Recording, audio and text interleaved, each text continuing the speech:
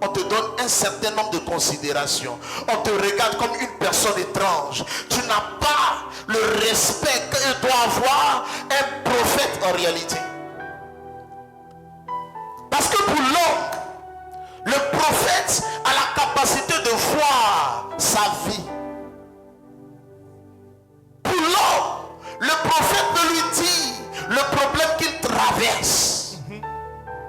Pour l'homme dans l'église aujourd'hui, il se dit c'est le prophète qui est le seul pasteur reconnu dans la maison de Dieu.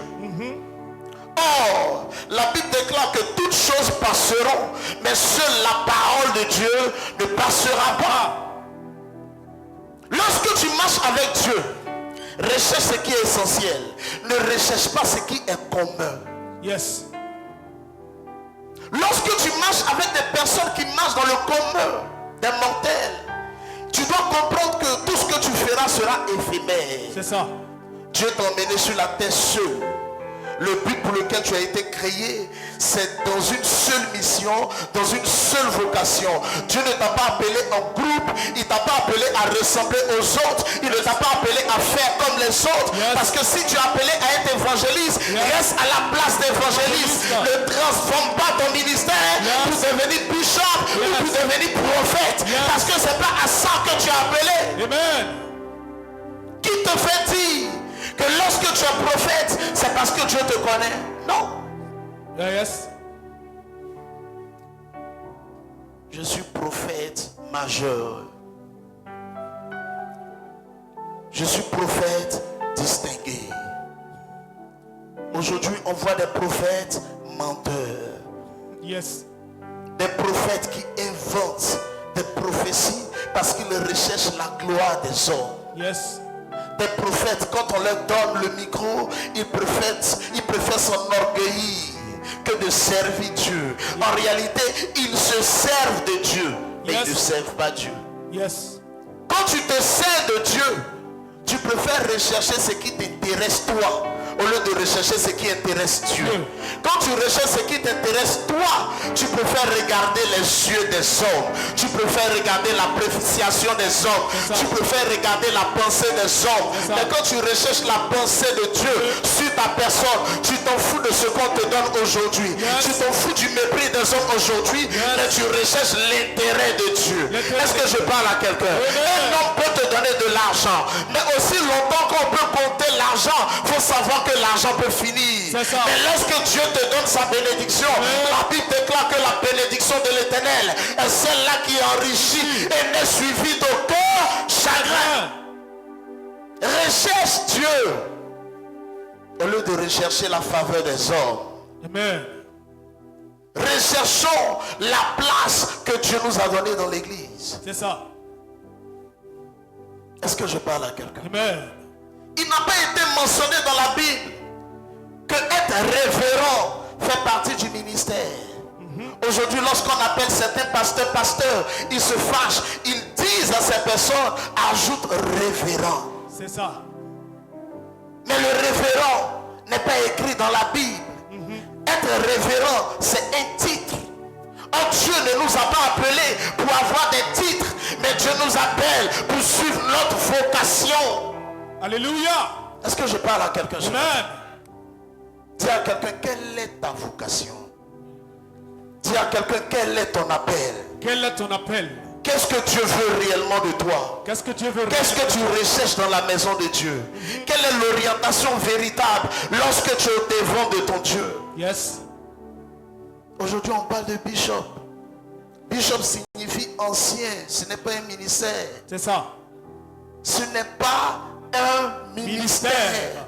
Le ministère qui est reconnu dans la Bible, c'est le ministère d'apôtre, c'est le ministère de pasteur, c'est le ministère de prophète, c'est le ministère d'évangéliste, c'est le ministère de docteur. À part ces 5 ministères, il n'existe aucun autre ministère. Mais des hommes ont commencé à créer des ministères pour avoir l'honneur des hommes. C'est pas en ça que Dieu t'appelle. Dieu t'appelle à prêcher l'évangile. Pour ne pas que tu recherches ton gain personnel. Dieu t'appelle à rechercher ce qui est son intérêt. Yes. Est-ce que je parle à quelqu'un? La Bible me parle d'un homme qui s'appelle Jean-Baptiste. Jamais Jean-Baptiste n'avait un instrument pour prêcher la parole de Dieu. Yes. Jamais Jean-Baptiste n'était habillé en costume. Yes. Jamais Jean-Baptiste n'avait une grande église. Yes. Jean-Baptiste était dans le désert. Il se nourrissait de sauterelles et de miel. Est-ce que je parle à quelqu'un? Yes. Jean-Baptiste n'était pas dans des grands palais. Yes. Jean-Baptiste ne priait pas pour des ministres. Yes. Jean-Baptiste ne priait pas pour des chefs d'État. Mais il partait là où des personnes avaient soif de Dieu. Où ils avaient besoin d'entendre la parole de Dieu. Est-ce que je parle à quelqu'un? Yes. La Bible déclare que Jean-Baptiste, à la fin de son histoire, sa tête a été décapitée. Je remarque que plusieurs serviteurs de Dieu, lorsqu'ils marchent, ils doivent comprendre que leur fin, selon tous ceux qui existaient dans la Bible, ils n'ont pas eu une fin glorieuse. Exactement. Je veux te parler du mystère de l'onction. L'onction peut t'apporter de l'acclamation. Yes. Mais quand tu es serviteur de Dieu, ne recherche pas l'acclamation. Yes. Parce que l'onction qui t'apporte l'acclamation t'apportera aussi des pierres. Amen. Vérité. Est-ce que je parle à quelqu'un?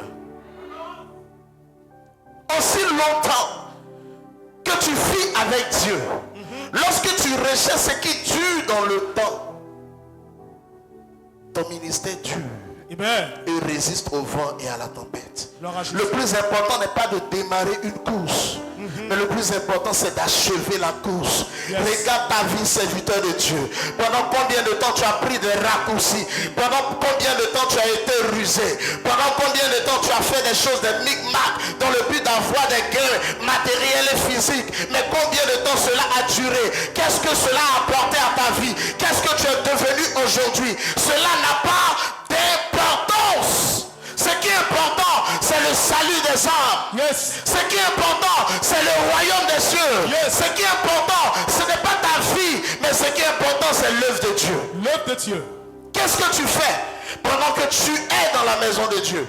Aujourd'hui, les enfants de Dieu, lorsqu'on prêche, ils entendent, mais ils ne comprennent pas. C'est pourquoi je dis toujours, il y a entendre et à comprendre. Lorsque tu comprends la profondeur de la vision de Dieu pour toi. Et lorsque tu entends simplement un son, tu entends un bruit. Lorsque tu sors de la présence de Dieu, tu ressors vide. C'est ça. Est-ce que je parle à quelqu'un? Oui. C'est pas à ça que Dieu t'appelle. Yes.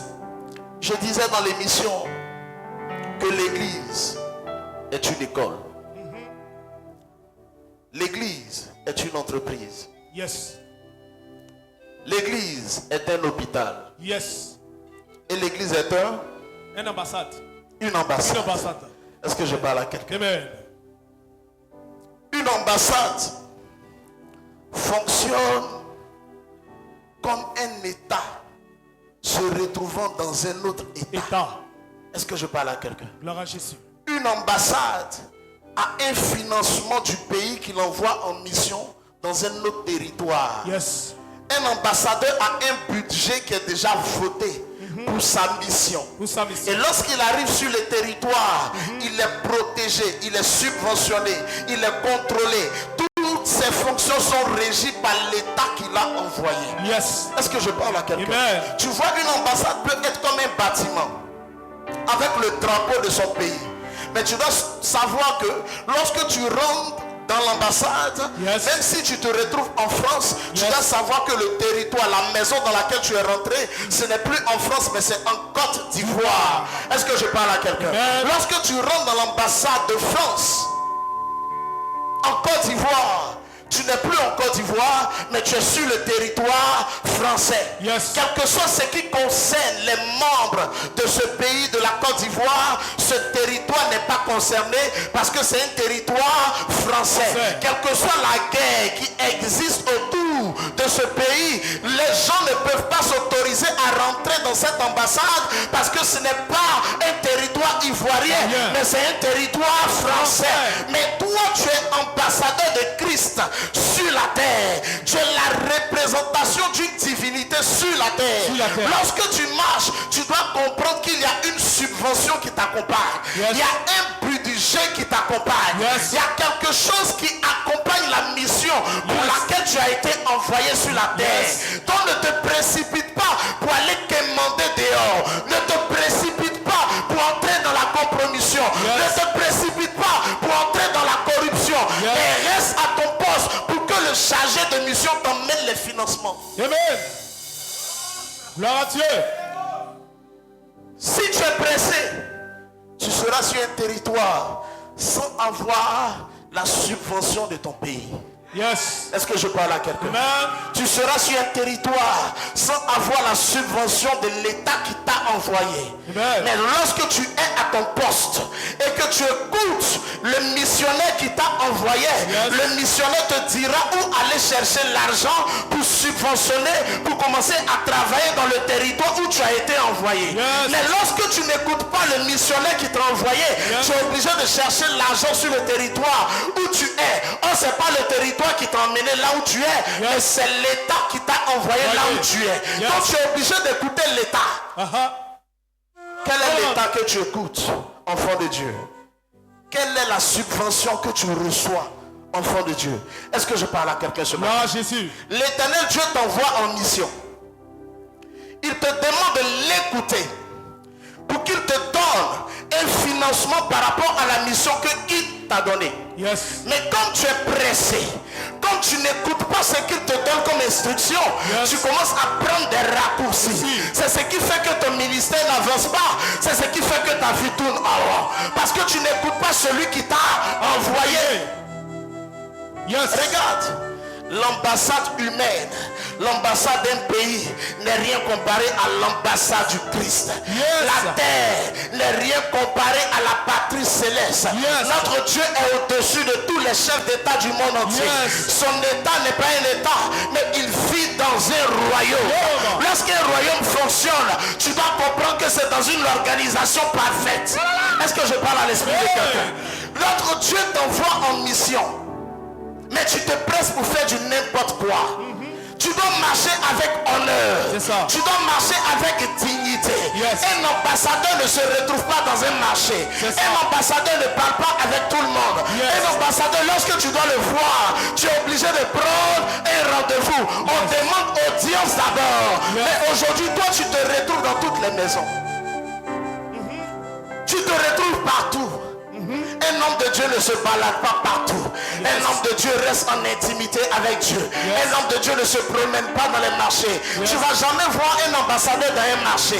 Tu ne vas jamais voir une autorité faire du n'importe quoi dans un garbadrome. Yes. Tu ne vas jamais voir un ambassadeur en train de payer la viande de porc quelque part et manger comme quelqu'un qui n'est rien. Parce qu'il y a une autorité au-dessus de lui. Yes. Regarde, si le président de la République retrouve un ambassadeur dans une mission en train de manger porc quelque part, la première parole qui arrive, c'est une ordonnance de renvoi. C'est ça. Est-ce que je parle à quelqu'un? Lorsque le chef de l'État revoit celui qui l'a envoyé en train de faire du n'importe quoi, yes, il aura une lettre qui lui ordonne de démissionner. Toi, qu'est-ce que tu fais en tant qu'ambassadeur? Comment tu parles lorsqu'il s'agit de parler de ton Dieu?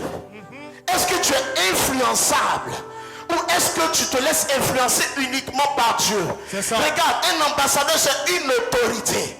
Lorsque l'ambassadeur arrive, il y a un dispositif autour de lui.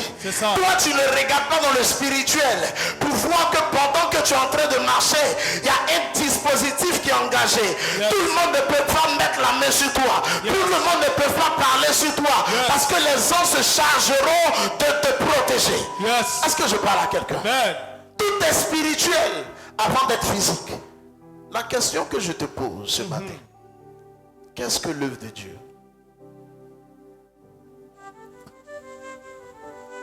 Qu'est-ce que l'œuvre de Dieu? Qu'est-ce que le ministère? Regarde, tu ne peux pas être serviteur de Dieu et puis faire ta propre volonté. C'est ça. Tu ne peux pas être enfant de Dieu et faire ce que toi-même tu as envie de faire. Tu ne peux pas être un serviteur et ne pas écouter celui qui t'a envoyé. C'est ça. Est-ce que quelqu'un me suit? Amen. Un serviteur, c'est un esclave. L'apôtre Paul dit, je suis esclave de Jésus-Christ. Est-ce que toi, tu es esclave de Jésus? Ou est-ce que tu es ton propre berger? Regarde, le serviteur, il n'écoute que ce que son maître lui demande de faire. Le serviteur, là où son maître l'envoie, c'est là il est. Le serviteur ne se retrouve pas à faire autre chose dans le palais du roi, si ce n'est l'ordonnance du roi. Pendant que toi tu te fais appeler serviteur, servant de Dieu, qu'est-ce que tu fais dans la maison de Dieu? Quand ton Dieu te dit, même si tu es fatigué, lève-toi et viens prier, qu'est-ce que tu fais? Pendant qu'on te dit, va évangéliser, qu'est-ce que tu fais? Pendant que la parole de Dieu te dit, tiens-toi à la brèche, qu'est-ce que tu fais? Tu ne fais que te plaindre. Tu dis tu as faim. Tu dis tu n'as pas de domicile. Tu dis tu n'as pas à manger. Tu dis ton enfant est malade. Tu trouves des prétextes pour ne pas obéir à la voix de Dieu qui te parle. Mais est-ce que tu es un serviteur de Dieu? Yes. Regarde. Un serviteur de Dieu ne regarde pas son image. Un serviteur de Dieu n'a pas de volonté. Un serviteur de Dieu ne peut pas faire ce qu'il veut. Il est obligé d'écouter quelqu'un qui l'a dévancé. Il est obligé d'écouter quelqu'un qui l'a envoyé. Toi, qui t'a envoyé? C'est qui tu écoutes? Qui tu écoutes? Qui tu écoutes? Qui est ton père? Quelle est la voix autorisée qui te conduit? Regarde. Quand un serviteur est malade, le lieu où il vient se réfugier, c'est dans la maison de Dieu. Quand un serviteur a un problème, le lieu où il vient se réfugier, c'est dans la maison de Dieu. Est-ce que je parle à quelqu'un? Comment t'as dit? Regarde. Ceux qui sont dehors, qui travaillent, ne travaillent pas plus qu'un serviteur de Dieu. Être serviteur de Dieu, c'est une vocation. C'est un travail. Yes. Il y a des moments, tu vas remarquer qu'il y a des serviteurs de Dieu qui ne dorment pas. Il y a des serviteurs de Dieu qui restent éveillés, qui intercèdent pour toi pendant que tu dors la nuit. Il y a des serviteurs de Dieu qui viennent chez toi à la maison pour prier pour toi pendant que tu as des problèmes. Il oublie son problème et il pense à ton problème.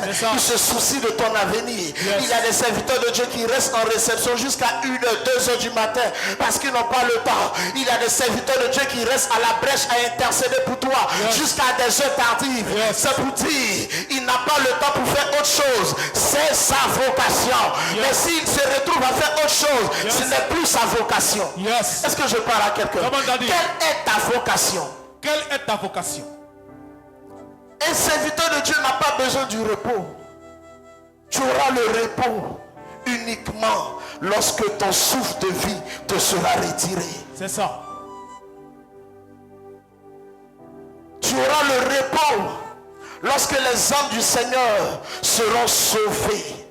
Mais tant que la course est lancée, tu es obligé de courir, tu es obligé d'avancer, tu es obligé d'écouter la voix de ton Père qui te parle. Même si ça ne te plaît pas, tu es obligé de te lever de chez toi et d'aller obéir à sa voix. Même si le lieu où il t'envoie ne te plaît pas, tu es obligé de te retrouver à cet endroit pour parler de la part de Dieu. Quelle est cette personne qui peut écouter? Dieu lui dit, va dans un village, va dans un campement, laisse tout ce que tu es en train de faire en ville et va me servir et il obéira. Qui peut le faire? Qui peut le faire? Aujourd'hui, les chrétiens recherchent une église où c'est climatisé. C'est ça. Les chrétiens recherchent une église où il y a l'argent. C'est ça. Les fidèles recherchent une église où ils vont retrouver un DG, un ministre, un président, où il va retrouver des stars. Pour dire, moi je prie dans telle église, c'est l'église des stars. Est-ce que c'est à ça que Dieu t'appelle? Amen. Amen. Être pasteur, ce n'est pas être prophète. Un prophète, c'est un prophète. Un pasteur, c'est un pasteur. Un apôtre, c'est un apôtre. Un docteur, c'est un docteur. Un évangéliste, c'est un évangéliste. Dis à quelqu'un, qui es-tu? Qui es-tu? Dis plus fort, qui es-tu? Qui es-tu? Regarde. Aujourd'hui,